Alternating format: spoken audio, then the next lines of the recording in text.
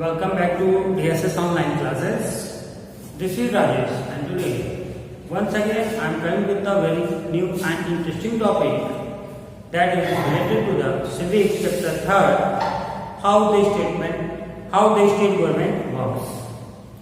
As I told you that in class 6 we already discussed about local government, and now in class 7 we will discuss only state government, and the next class, I mean class 8, we will discuss the central government.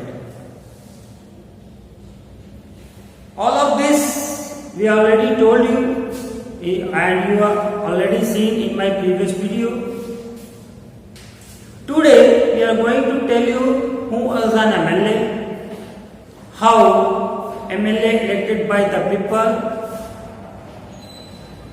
how many seats in your state, what is the meaning of constituencies, all of things we will going to discuss in this chapter. So first of all, who is an MLA? MLA, that means M for member, L for legislative and A for assembly. Member of legislative assembly. So who was MLA? Or who is MLA? MLA कौन है? It stands for member of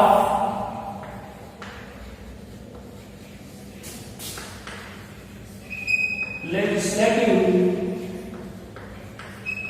assembly. Okay. So MLA elected by is MLA is elected by people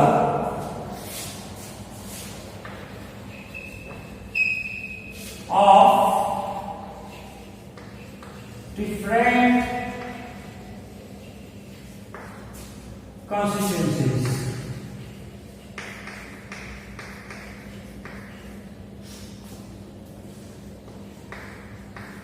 Okay. So what is the meaning of constituencies? MLA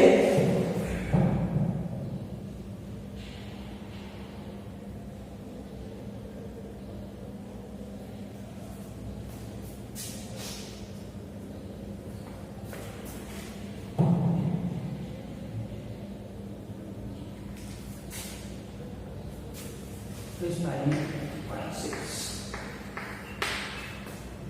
asking तो spelling देख लीजिएगा constituencies. So I know that कि ये कैसे constituencies divide होती है, कितने MLAs होते हैं इन डिफरेंट स्टेट में, ये सब चीजें देखते हैं. So you know that India is our country, India हमारा देश है. Actually India is the union of state. It is the union of state. India is the union of state. इसको हम कौन सी कंट्री कहते हैं? Union of state. स्टेट्स की unions है, समूह है, एक साथ मिलते हैं. They have and this state are two types. Number 1, okay, 28 states we have, 28 states. And 8 UT means Union Territories. It is directly governed by the President and Deputy Lieutenant Governor. 28 states. For example, UP is a state. UP एक state है, महाराष्ट्र है, हरियाणा है, पंजाब है, ये सभी क्या है? State है. सो आर्टिकल 178 एक आर्टिकल है हमारे कॉन्स्टिट्यूशन में 178. It said that each state has a legislative assembly. कि हर स्टेट में लेजिस्लेटिव असेंबली होना चाहिए. अब लेजिस्लेटिव असेंबली जिसे हम विधानसभा कहते हैं, कि article 178 say that every state has a legislative assembly. So each and every state, जो ये स्टेट है, इन सभी स्टेट में एक जो है लेजिस्लेटिव असेंबली है। अब ये लेजिस्लेटिव असेंबली, इसके मेंबर कौन है और कैसे इलेक्ट किए जाते हैं, अब कैसे एमएलए कहलाते हैं, ये चीज हम देखेंगे। इसलिए नेम है मेंबर ऑफ लेजिस्लेटिव असेंबली। तो लेजिस्लेटिव असेंबली का जो सदस्य होगा तो और ये कैसे होते हैं ये देखेंगे। सपोज करो 28 स्टेट है, यूपी है। यूपी को डिफरेंट जो है कॉन्स्टिट्यूंसीज में अलग अलग एरिया में ऐसा समझते हो 75 डिस्ट्रिक्ट है हमारे यूपी में, याद रखना। तो 75 डिस्ट्रिक्ट एक पहले जिले पे हो गया और एक लॉस एरिया है, तो पूरे डिस्ट्रिक्ट को डिफरेंट कॉन्स्टिट्यूंसी में डिवाइड कर दिया जाता है। डिवाइड किया गया फॉर एग्जाम्पल सपोज कर लो कि ये आपका डिस्ट्रिक्ट है देवरिया। ओके, पहले क्या किया गया कि हमारा स्टेट है, अगर द कम्युनिकेशन भी था 75 डिस्ट्रिक्ट, हम इसके पास 75 डिस्ट्रिक्ट है। So district also is a large area, एक बड़ा सा एरिया है। So our district is also divided into sub areas को कुछ एरिया में रख दिया जाता है और this area known as the constituencies. इसको हम कॉन्स्टिट्यूंसीज कहते हैं, निर्वाचन क्षेत्र कहते हैं। And people who live in this area elect their or representative who is known as the MLA, member of legislative assembly. Clear? फिर से देख लो, स्टेट को है पूरी स्टेट को divide into different groups known you आप कह सकते हो district, and each district also divided into different constituencies, अलग अलग निर्वाचन क्षेत्र में डिवाइड कर दिया जाता है। and people who live in which constituencies they elect their member of legislative assembly who is known as MLA. For example, कि अगर हम देवरिया को देखें, so our whole district divided into 7 constituencies. ये हमारे 7 constituencies में डिवाइड है, 7 निर्वाचन क्षेत्र हैं। वो कौन कौन है ये भी देखेंगे हम कि our constituencies of देवरिया।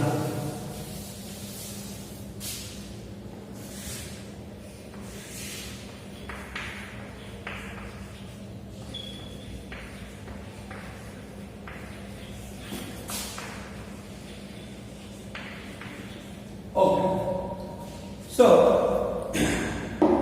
आप पहले जानो कि आवर जो स्टेट है UP, here the number of legislative assembly seat, यानी मेंबर जो हो सकते हैं मैक्सिमम मेंबर इट हैव 403 जो है, इतनी जो है हमारे लेजिस्लेटिव असेंबली में सीट है। इट मीन्स कि पूरी यूपी को 403 कॉन्स्टिट्यूंसीज में डिवाइड किया गया है। And each constituency elected a member of legislative assembly. That is why we have 403. Okay, 403 हमारे member of legislative assembly हो सकते हैं, ये होते हैं। So अभी डिफरेंट जो है, जो हमने डिस्ट्रिक्ट बताया है, देवरिया को देखा है, तो देवरिया सिर्फ एक नहीं है, there are 7 constituencies। जो legislative constituencies है वो है 7। नंबर 1 रुद्रपुर।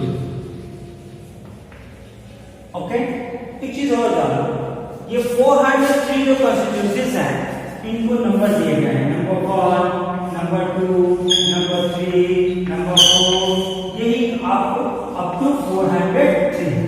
सो हर कॉन्स्टिट्यूंसीज के एक नंबर है। अच्छा, आप एग्जाम का इलेक्शन में देख लो, Rudrapur that is the constituency number is 336। The next one is the Deoria Sadar. Okay, ये है 337। हुज जहां रहते हैं ये शहर, whose member of legislative assembly is mister Satyaprakash Mani. Satyaprakash Mani. अभी हम एमएलए स्पॉट जानेंगे, डिटेल में करेंगे। नंबर 3 पत्थर देवा। नंबर 4 338 मिली। नंबर 4 रामपुर कारखाना।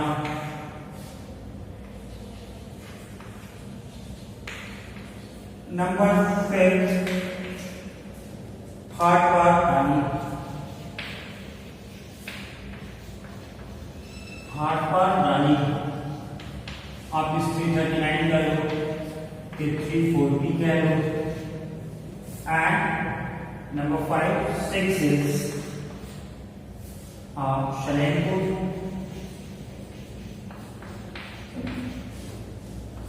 The number is constituency number is 341, and the last one is 7th one is the Barhaj. Okay, number is 342.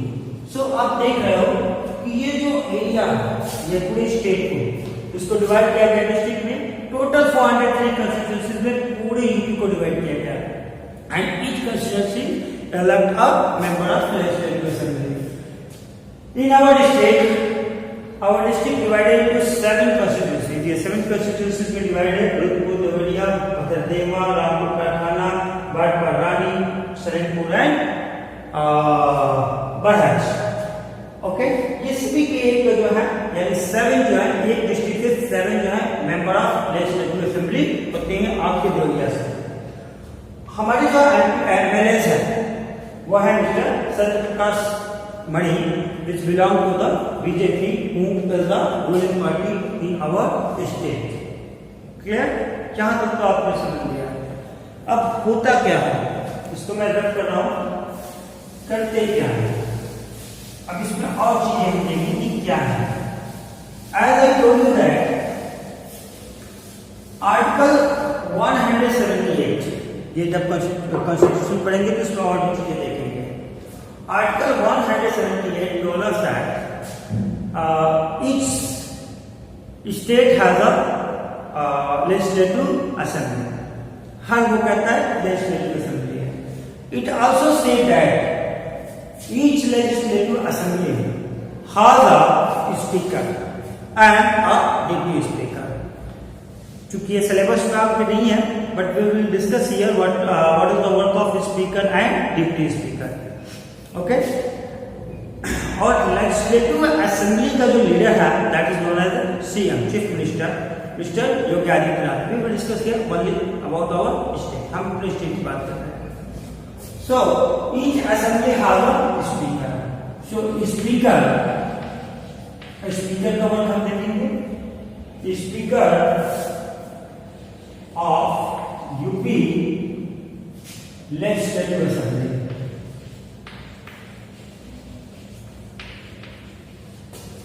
ये note कर लेंगे आप।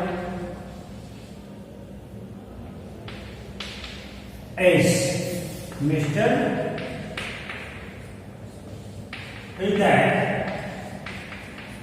Narayan Dikshit. Okay, so speaker is Narayan Dixit. इनका वर्क क्या है कि ये जो मेंबर ऑफ लेजिस्लेटिव असेंबली है, इनके बीच में जो डिबेट है या इनको जो कॉल है, इनके जो प्रश्नकाल है, जो क्वेश्चन आवर है, जो ये क्वेश्चंस करते हैं गवर्नमेंट से या रिलेटेड डिपार्टमेंट के मिनिस्टर से, उनको ये कंडक्ट कराते हैं। इनके सुपरविजन में ये वर्क होता है। ये कहता है कि ये यूपी गवर्नमेंट कहती है, यूपी गवर्नमेंट के अलग अलग है, देखो इसमें ये कहा जा रहा है कि हर लेजिस्लेटिव असेंबली एक अपना स्पीकर इलेक्ट करेगी, and this speaker elected by the member of legislative council, और ये मेंबर इलेक्ट किए जाते हैं मेंबर ऑफ लेजिस्लेटिव काउंसिल के द्वारा ही। एमएलए के लिए अपने में किसी एक को स्पीकर नियुक्त करते हैं, इलेक्ट करते हैं। अलग अलग समय हमारे कॉन्स्टिट्यूशन में इसका कोई फिक्स पीरियड नहीं दिया है। इंडिया में यूपी में कहा गया है कि 15 डेज गवर्नमेंट फॉर्म होने के 15 डेज में, विद इन 15 डेज आपको एक स्पीकर और एक डिप्टी स्पीकर इलेक्ट कर लेना है। डिप्टी स्पीकर स्पीकर इलेक्ट करना है, डिप्टी स्पीकर को इलेक्ट करता है स्पीकर, जो अब्सेंस ऑफ स्पीकर के अब्सेंस में वो वर्क करते हैं। Okay, now we move to the MLA. समझते हो गए कि एमएलए के मेंबर ऑफ लेजिस्लेटिव असेंबली कैसे इलेक्ट होते हैं, ये भी हमने डिस्कस किया कि जो हमारे कॉन्स्टिट्यूएंसीज है, इसके जो पीपल है वो एज 18 और more than 18 years are right to choose their representative who become the MLAs. Okay.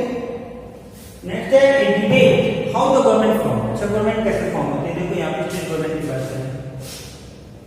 Suppose कर लो in our state the participate member who participate in the elections, जो आगे चल के MLAs बनते हैं अलग अलग कॉन्स्टिट्यूंसीज में, जो अलग अलग मेंबर हैं. अब बहुत सारे कॉन्स्टिट्यूंसीज हैं, डायरेक्ट सीट साइज हो सकते हैं, नंबर ऑफ सीट अलग अलग हो सकते हैं. सो सपोज कर लो दिस इज आवर डिस्ट्रिक्ट मान लो क्या है, या फिर हमारा कॉन्स्टिट्यूंसी नंबर 337 जो ऐसा है. सो यहाँ पे क्या होगा कि we have so many participants who try to become the MLA and they belong to a different party. For example, someone become the related to the BJP, someone become SP, someone become BSP, someone become neutral. Other party, कोई भी अपनी political party ले सकते हैं. Neutral, okay? अब क्या हुआ था? क्या होता है कि they try to connect the people of their constituency to elect them. People who agree to choose the जो जिससे वो agree होते हैं उसको choose कर लेते हैं. When all the elections conducted है, जब सब पूरे conduct हो जाते हैं, तो which political party have won the more seats? More seats means actually we have 403 seats. So which political party or which party find the more than half of the total seat, half of total seat plus plus 1 भी ज्यादा हो गया. अब plus बहुत कर सकते हैं, कितना प्लस होगा. So if a political party own more than half of the total seat of legislative assembly have right to form their government. ये गवर्नमेंट और भी तरीके से बनती है, कोलिशन गवर्नमेंट भी हम डिस्कस करेंगे. लेकिन अगर एक पार्टी हाफ से ज्यादा सीटें बन जाती है, सो गवर्नर जो है उसको इनवाइट करता है गवर्नमेंट फॉर्म करने के लिए, and this party become the ruling party. So बाकी पार्टी क्या होती है?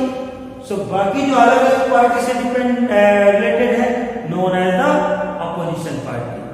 एंड विच अपोजिशन पार्टी बहुत सारे, सपोज कर लो कि रूलिंग पार्टी होगी, जैसे अभी हमारे यहाँ तो एसपी, बीएसपी एंड न्यूट्रल जो भी है, कांग्रेस भी. सो बाकी एक अपोजिशन पार्टी है. मेन अपोजिशन पार्टी कौन सी है? एसपी है, बिकॉज एसपी को नेम ऑफ 78 सीट, क्योंकि इसके पास 78 सीट है. और बीजेपी है आई थिंक 304 जो है, जब 2017 के इलेक्शन में उसे 304 सीट्स मिली हुई है. तो ये रूलिंग पार्टी हो गई, ये अपोजिशन पार्टी हो गई, that is known as the major opposition party. Okay.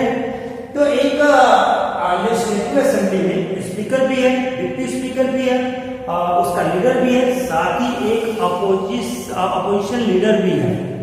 Okay. सो आप कमेंट करके हमको बताएंगे who is the opposition leader of legislative assembly in UP. Okay. He belong to the Samajwadi party. Till then, have a nice day. We will meet in the next video.